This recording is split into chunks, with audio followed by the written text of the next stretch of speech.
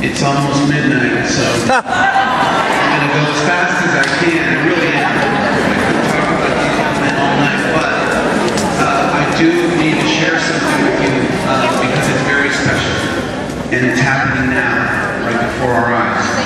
I'd like to ask, even though I don't have the words for all of you, you boys coming up and meet Coach Joel.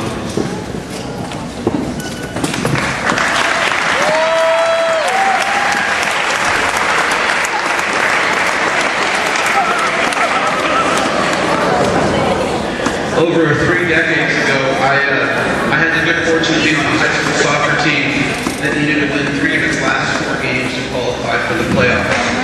And on the very last game, we had to win. We went to 2 extra times. We went to 2 rounds of PKs. And after well over 100 minutes of soccer, we were exhausted. We lost on PKs. And when the game was over, I was picking up cousins and friends and teammates who were crying. It was very painful. 3 years ago, Lusher had to beat Del Cell on the last game of the season. And one more time, I revisited that nightmare. The game was tied.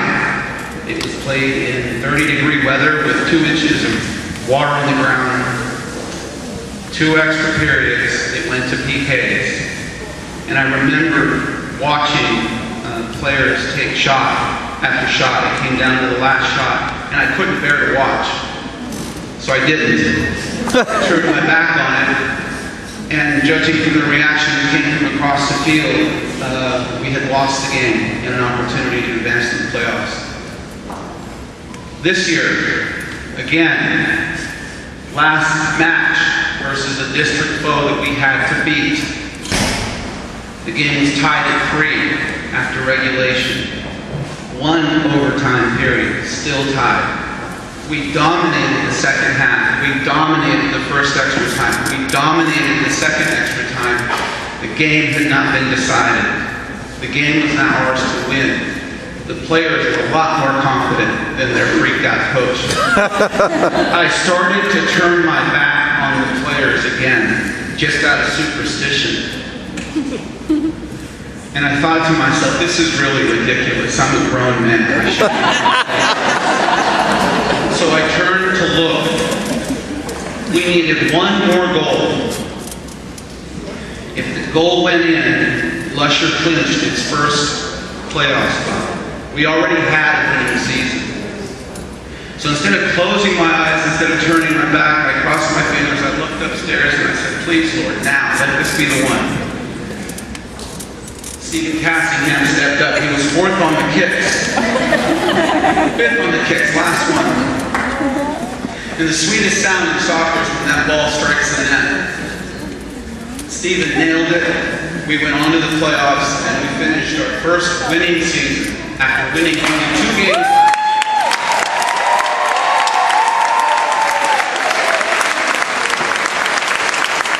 And the news for these young men gets only better. We lose 2 seniors, Tony Canatella, Tony Sisco and Dante Canatella. They come as a pair. Tony and Dante won't be with us next season. They gave us 4 very good years, and even though they're not here with us tonight, I'd like to start by thanking them for their effort.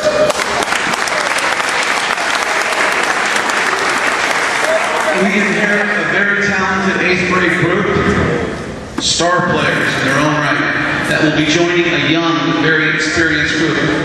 What all of this means is, we now have a winning soccer program that intends to stay that way.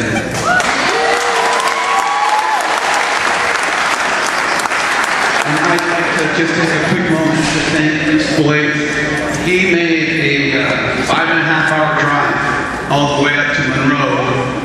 And soccer's a cold weather sport. It was nasty. It was in the 30s. It had been raining for a week. The ground felt like a wet sponge when you stepped on it. The principal was there for us, and we do appreciate the effort and sacrifice.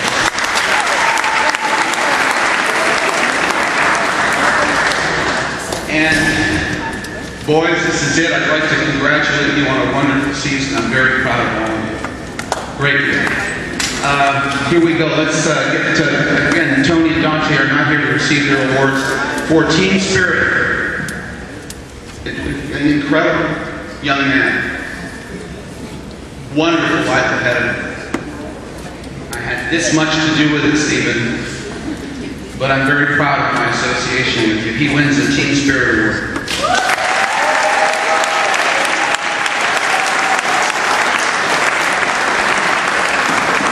Another player who is absent, and in my very long career as a coach, quite possibly, I've said this to him, I don't like to say things like this to players, but in Andrew's case, I made an exception. In over 30 years of coaching, Andrew Fuselier is the best sweeper that I've ever had the privilege of coaching. He's not here, but he deserves a round of applause.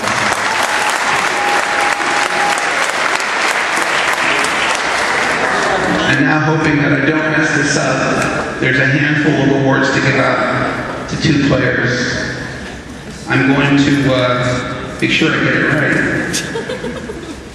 Our MVP on offense and our overall MVP is Andrew Malinich.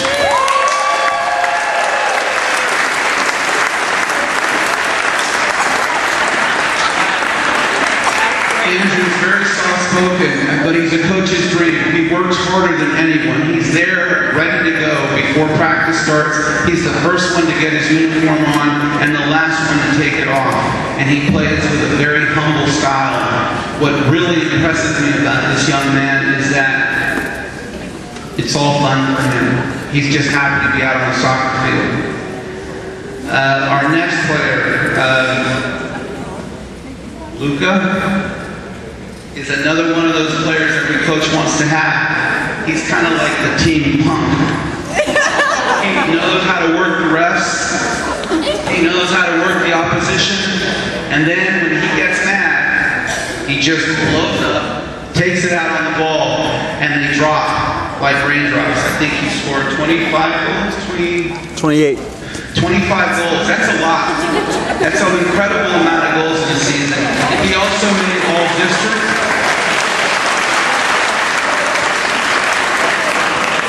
And the last honor goes to Andrew Malinich. Again, he's our team MVP, our MVP on offense, and both Andrew and Luca shared all-district team in a district that's very difficult. I'll close by saying this.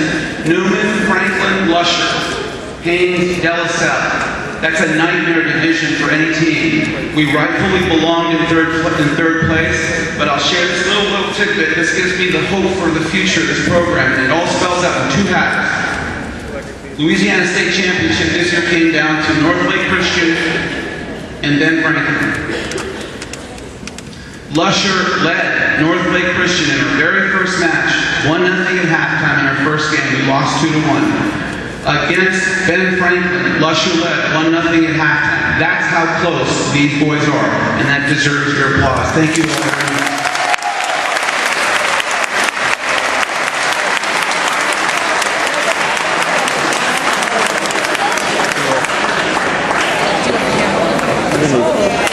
Congrats, your son. Good job, man. Good job. Good job, guys.